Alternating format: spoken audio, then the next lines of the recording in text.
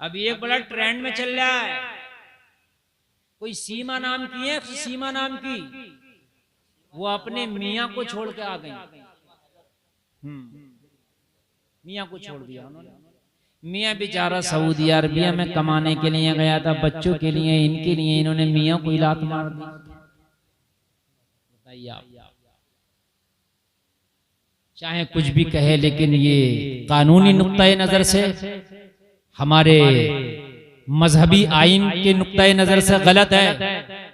जब तक तलाक नहीं हुई कानूनी तौर पर, मैं संविधान की बात कर रहा हूं, जब तक कानूनी तौर पर औरत अपने शौहर से तलाक ना ले, दूसरे से शादी नहीं कर सकती। ये संविधान है। वो बेचारा वहां बैठा, ये यहां आ गई, और आई भी इलीगल तरीके से है, लीगल तरीके से नहीं आई। वो हिंदुस्तान आना चाहती थी, हिंदुस्तान आने के लिए उसने वीजा ली, हिंदुस्तान ने वीजा उसको नहीं दी, हमारे मुल्क की वीजा उसको नहीं मिली। जब नहीं मिली तो वो घूम घाम के नेपाल होके चोरी से आ गई। ये गलत है और हमारे मुल्क की सिक्योरिटी के खिलाफ। ऐसे कोई भी आदमी आ जाए, भी कैसे आ जाएगा? लीगल तरीके से, पहले इजाजत ले, आपको आने की इजाजत दी जाए तो आप आए, और इजाजत ना दी जाए तो आप जब तक ना आए, जब तक कि वो मुल्क का आइन, मुल्क का कानून आपको इजाजत ना दे दे। किसी के घर में आप बगैर इजाजत के पीछे के दरवाजे से नहीं आ सकते। आप कुमल लगा के आए तो चोर कहलाएंगे। आपको आना है तो इजाजत लेके आना पड़ेगा। किसी के घर में बगैर इजाजत से आए तो घर वाले को अच्छा नहीं लगता। हमारे मुल्क में कोई बगैर इजाजत से आए तो हमें कैसे अच्छा लगेगा? और वो चीख रही है मीडिया के सामने, कह रही है मैं मरूंगी भी यही, मैं जीऊंगी भी यही, अब मैं वापस नहीं जाऊंगी। लोगों में एक बात कहता हूं, मैं ये मीडिया के माध्यम से भी कहना चाहता हूं, मैं डंके की चोट पर कहना चाहता हूं, उसको शक की निगाह से देखा जाए, उस पर भरोसा ना किया जाए। जो औरत अपने शौहर की वफादार ना हो सकी, वो हमारे मुल्क की वफादार क्या होगी? वाह वाह वाह वाह, नारे तकबीर, नारे रिसालत, मसलके आला हजरत उलमाए अहले सुन्नत, हजरत अल्लामा मुफ्ती गुलफाम रजा कादरी।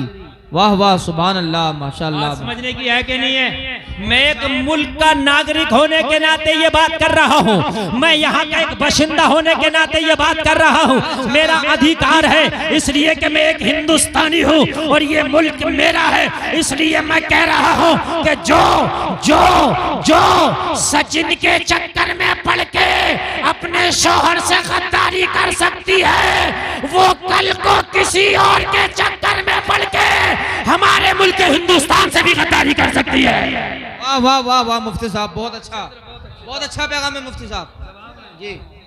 कर सकती है कि नहीं कर सकती है? इसलिए मैं अपने मुल्क की खुफिया एजेंसियों से मांग करूंगा कि उस पर जो है खास तवज्जो दी जाए और उसको जो है एकदम हल्के में ना लिया जाए। बहुत अच्छा है। और फिर बात पाकिस्तान की है, दूसरे मुल्क की होती तब भी एक परस्ता हम खामोश बैठ सकते थे, लेकिन बात पाकिस्तान की। वाह वाह वाह, बेशक। अगर पाकिस्तान से मक्खी उड़ के आ जाए, हम जब उसे बार बार चेक करते हैं, ये तो इंसान है। वाह वाह, बेशक। बात है कि नहीं? एक मक्खी अगर उड़ के आ जाए तो उसको बार बार हम चेक करते हैं, इसलिए कि हमारे मामलात अच्छे नहीं हैं और हम हर हाल में अपने मुल्क की सपोर्ट करेंगे। हमारा मुल्क हमारे लिए सबसे पहले, बात है कि नहीं? हमारा मुल्क हमारे लिए सबसे पहले। हमें किसी सीमा पे विश्वास नहीं। चोर तो कहते ये मैं अच्छा है? उसको नेशनलिटी ना दी जाए, उसको नागरिकता ना दी जाए। इसलिए अगर एक कवारी लड़की अगर आती इस तरह से, वो भी गलत था, लेकिन किसी हद तक मान लिया जाता, चलो वो आ गई। लेकिन जो उस शौहर से गद्दारी कर दी जिससे 4 बच्चे पैदा हुए, अगर वो शोहर गलत था तो 4 बच्चे पैदा ना होते।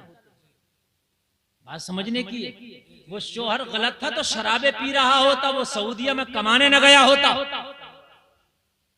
वो सही था तभी तो अपने बीवी बच्चों का ख्याल करके 4 पैसे कमाने के लिए गया। और तू अपना मकान बेच के यहाँ आ गई। कल को क्या पता तू क्या बेच के यहाँ से चली जाए। कोई भरोसा नहीं है, कोई भरोसा नहीं है। इसलिए कोई बोले या ना बोले, हम बोलेंगे, हमारे मुल्क की बात है।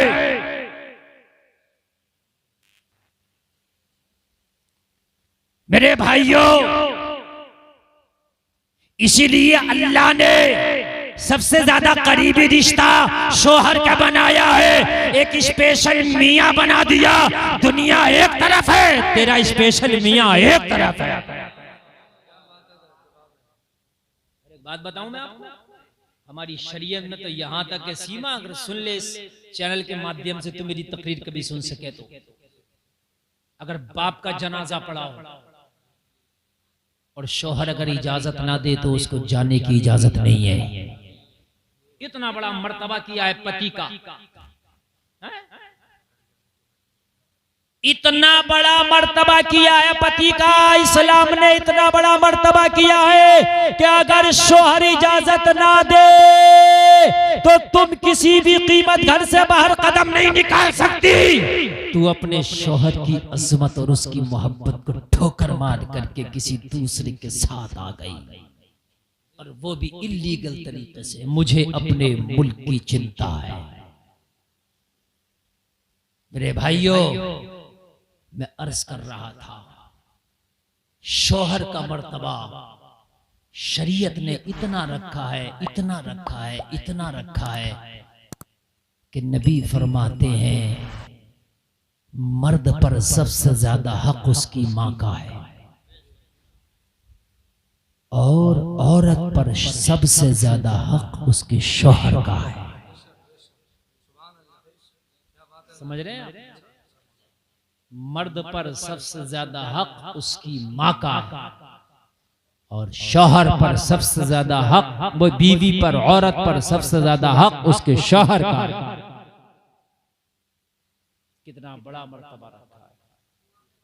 लेकिन आज बाज बीवियां शौहर की औकात जूती में रखे हुए हैं, बोल नहीं सकते वो बेचारे उनके सामने।